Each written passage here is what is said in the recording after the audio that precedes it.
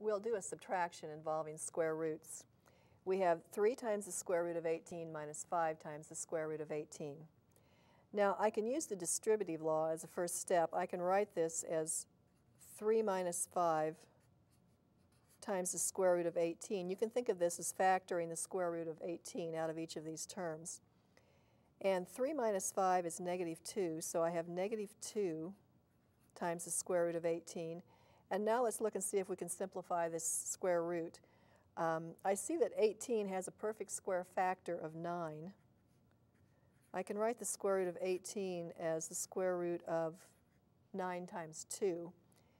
And then I can write this as the square root of as negative 2 times the square root of 9 times the square root of 2. And the square root of 9 is 3. So I have negative 2 times 3 times the square root of 2. And doing this multiplication, negative 2 times 3 is negative 6.